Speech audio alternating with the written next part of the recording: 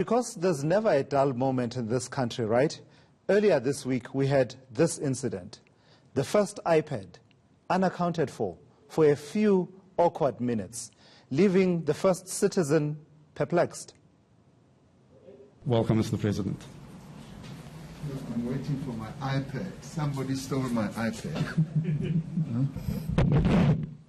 Somebody decided that they want to dispossess me of my iPad. So I want that. Can I have my iPad, please? So they stole it.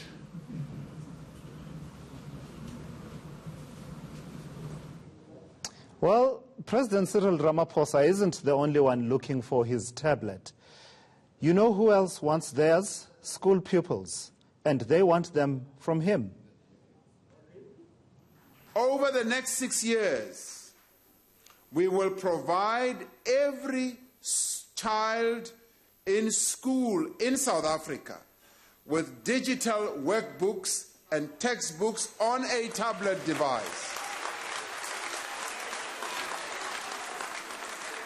And we will start with those wonderful schools that have been historically most disadvantaged, and the schools that are located in the poorest communities, including multi-grade, multi-phase, farm and rural schools. So Ramaphosa wants his tablet, pupils want their tablets, everybody wants their tablet. So we figured this may be a good point to check in on that 2019 promise.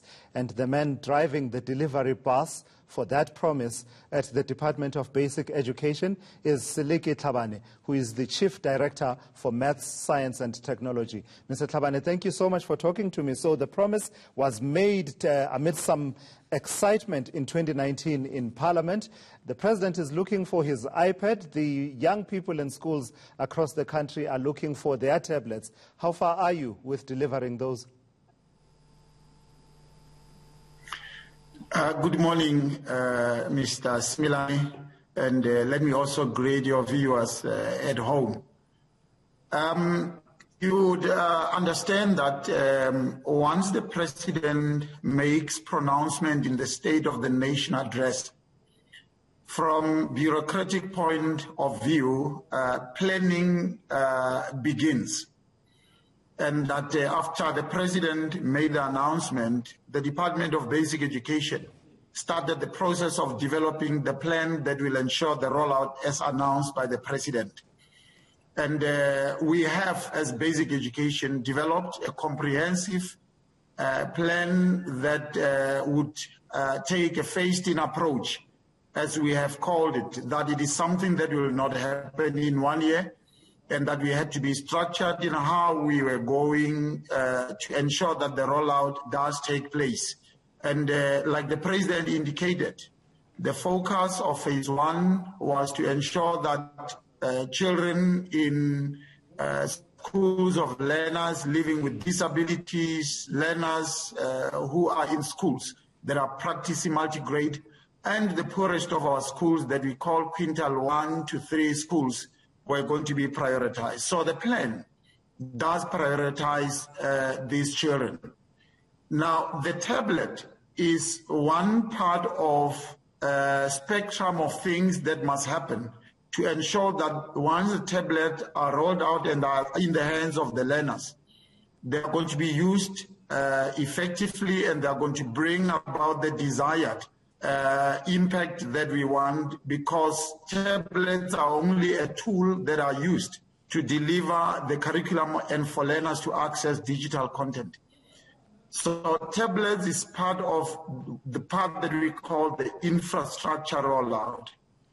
There are other 3 key things that must be in place that are also part of the process. Though the President, due to time, 1, there must be connectivity. Learners must be able to access digital content via these devices So we need to have reliable connectivity the learners would have.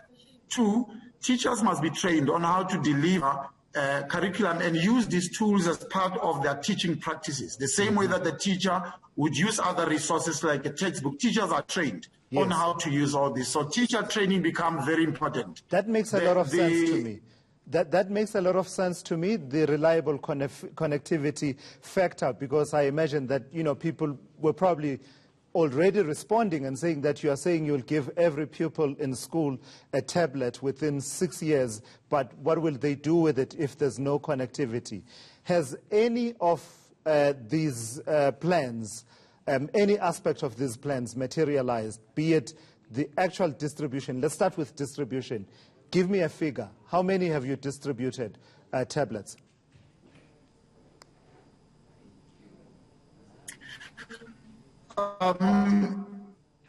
Mr. Similani, I would not have the number at the top of my head.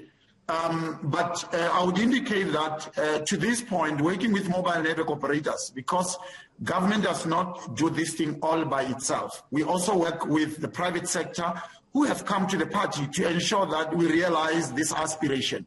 I can report that through the partnership with the mobile network operators, assisted by our sister department, Department of Communications and Digital Technologies, who have imposed obligations as part of the licensing of the mobile network operators. We have been able to, that have received what we call an end-to-end solution through various means, Mr. as Tlhabane, well as the gadgets to these schools, and as well as training of educators.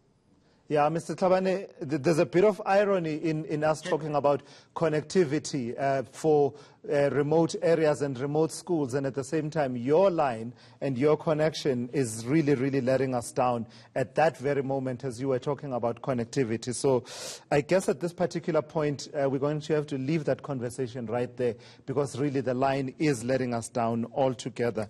And I suppose it really underscores what the challenge is, right? The promise was to give pupils in schools over 6 years to give them access to tablets.